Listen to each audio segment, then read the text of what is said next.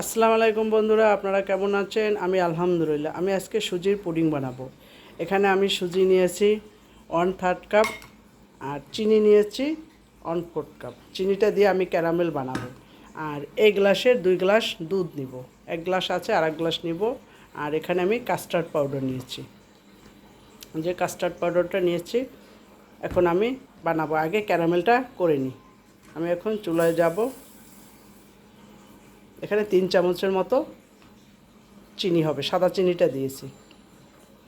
আমি এই বাটিটায় সেট করব পুডিংটা, তার জন্য আমি এই বাটিটাই দিলাম। চিনিটা আমি সব জায়গায় ছড়িয়ে দিচ্ছি এবং পাত্রটা এভাবে ঘুরিয়ে ঘুরিয়ে দিচ্ছি। এই পাত্রটা সেট করলে আমার জন্য সুবিধা হবে, এই জন্য আমি এটা ক্যারামেলটা বানাচ্ছি। হয়ে গেছে আমার ক্যারামেল বানানো, এখন আমি উঠাই ফেলাবো এটাকে। 2 চামচ নিলাম। এই যে এখন এটা দুধ দিয়ে আমি গলায় নিব।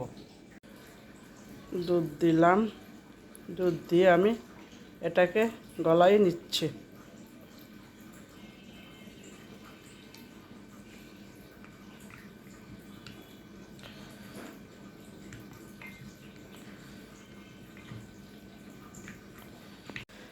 দুই চামচ কাস্টার্ড পাউডার দিয়ে দুধ দিয়ে আমি গলায় নিলাম। এখন আমি রান্নাঘরে যাব। প্রথমে আমি 1 কাপ দুধ নিলাম, আরও 1 কাপ নিব। 2 মগ দুধ নিলাম এই মগের। আমি 1/4 কাপ চিনি দিলাম। চিনির পরিমাণটা আমি একটু কম দিলাম। চিনিটা আসলে ইচ্ছা মতো, যার যতটুকু মিষ্টি পছন্দ হয় সে তেমন খাবে। দুধটা বলক আসলে আমি সুজি দিব, কাস্টার্ড পাউডারটা দিয়ে দিব। নিচ থেকে নাড়তে হবে, তা নাহলে দুধটা নিচে লেগে যাবে।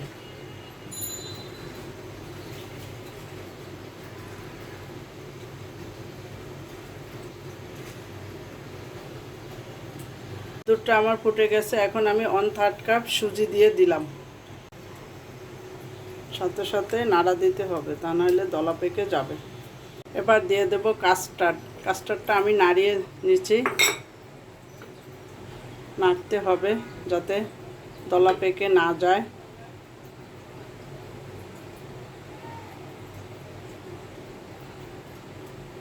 নাড়াটা বন্ধ করা যাবে না।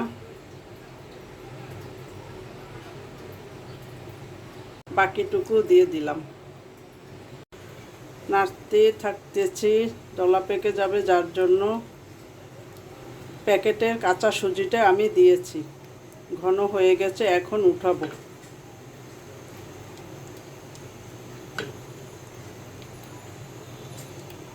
সাথে সাথে বাটিতে ছেট করে দিব।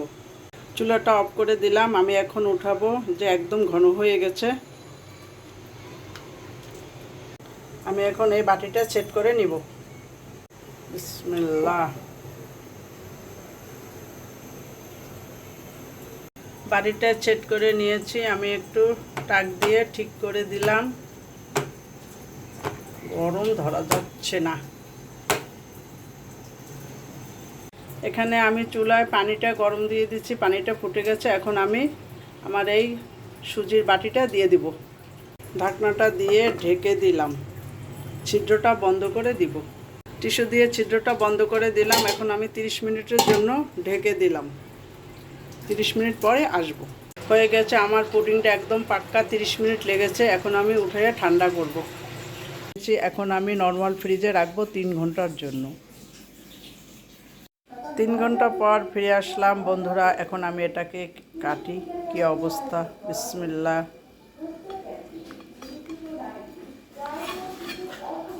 এই যে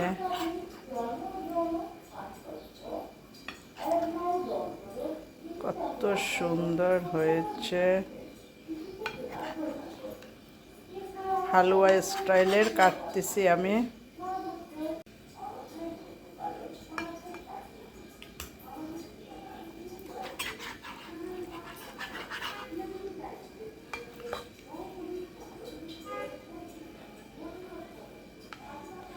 বন্ধুরা, আপনারা সবাই লাইক করবেন, কমেন্ট করবেন, সাবস্ক্রাইব করবেন, বেল বাটনটা অন করে রাখবেন যাতে আমার ভিডিওগুলো আপনারা দেখতে পান।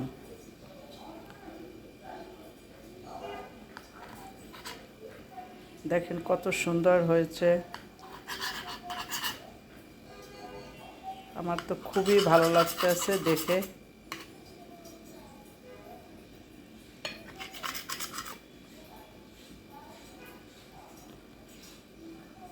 সবগুলো কেটে নিলাম, বাকি যেটুকু আছে সেটুকু কাটবো।